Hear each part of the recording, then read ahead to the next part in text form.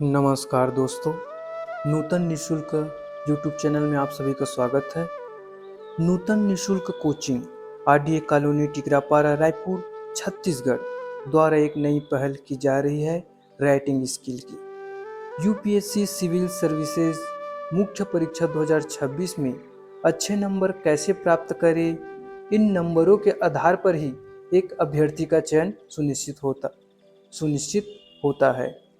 UPSC civil services मुख्य परीक्षा 2026 21 अगस्त 2026 से शुरू होगी और यह लगातार 5 दिनों तक यानी 25 अगस्त 2026 तक आयोजित की जाएगी। इसी को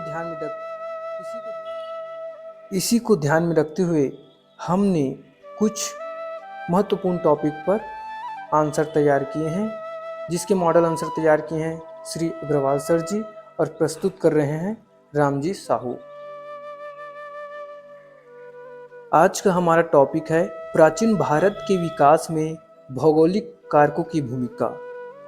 इसका उत्तर हम दो तरह से आपके सामने प्रस्तुत कर रहे हैं। आप अपनी सुविधा से इसमें से किसी को भी चुन सकते हैं। पहले उत्तर प्राचीन भारत को ध्यान में रखकर तैयार किया गया है, जो प्रश्न में पूछा गया है, और दूसरा उत्तर सामान्य दृष्टिकोण से समग्र बिंदुओं को पिरोकर तैयार किया गया है। तो हम यहाँ पहले के अनुसार आंसर देखते हैं।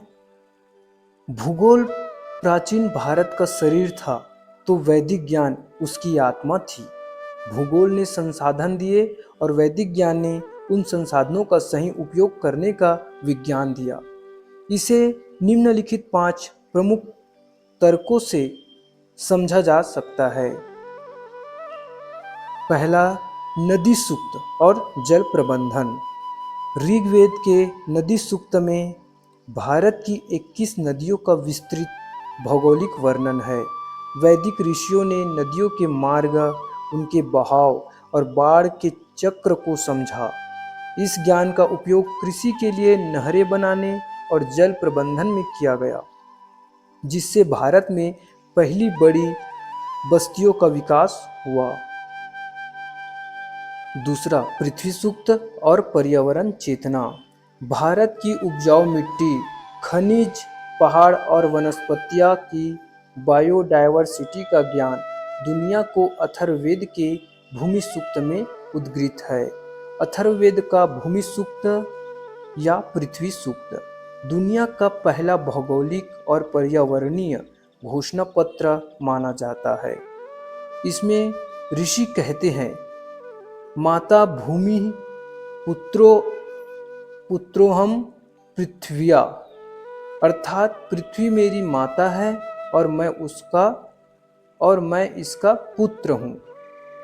इस वैदिक सोच ने भारतीयों को भूगोल का दोहन करने के बजाय उसका सम्मान करना सिखाया, जिससे नदियों तक भारत के प्राकृतिक संसाधन सुरक्षित रहे। तीसरा, कृषि, भूगोल और मौसम विज्ञान। वेदों में मौसम के चक्र यानी ऋतु की पहचान की गई थी। ऋषियों ने नक्षत्रों की स्थिति देखकर यह अनुमान लगाना सीखा कि कब वर्षा होगी और किस मिट्टी में कौन सी फसल जैसे जौ, धान, गेहूं बोनी चाहिए। इस खगोलीय भौगोलिक वैदिक ज्ञान ने भारत को एक आत्मनिर्भर कृषि प्रधान अर्थव्यवस्था बनाया। चौथा, वास्तुशास्त्र और भौगोलिक दिशाएं। यजुर्वेद और कल्प सूत्रों से विकसित हुए वास्तुशास्त्र और शिल्पशास्त्र पूरी तरह भूगोल पर आधारित है। प्राचीन नगरों, घरों और मंदिरों का निर्माण इस वैदिक ज्ञान के अनुसार किया जाता था, ताकि भूकंप, बाढ़ और भारी मानसूनी हवाओं से सुरक्षा हो सके और सूर्य का प्रकाश सही दिशा से मिले। पांचवा, अरण्यक संस्कृति और जड़ी बूटी भूगोल। वेदों के एक हिस्से को अरण्यक यानी जंगलों में लिखा गया ज्ञान कहा जाता है। ऋषियों ने भारत के जंगलों के भूगोल को खंगाल कर हजारों पौधों की पहचान की। यही वैदिक ज्ञान आगे चलकर आयुर्वेद बना, जिसने प्राचीन भारत के चिकित्सा विज्ञान को दुनिया में सबसे उन्नत बनाया। निष्कर्ष, प्राचीन भूगोल ने ही भारतीय संस्कृति, धर्म, विज्ञान, शिक्षा, विदेश व्यापार और प्रकृति के संरक्षण का संदेश दुनिया को दिया है। Thank you.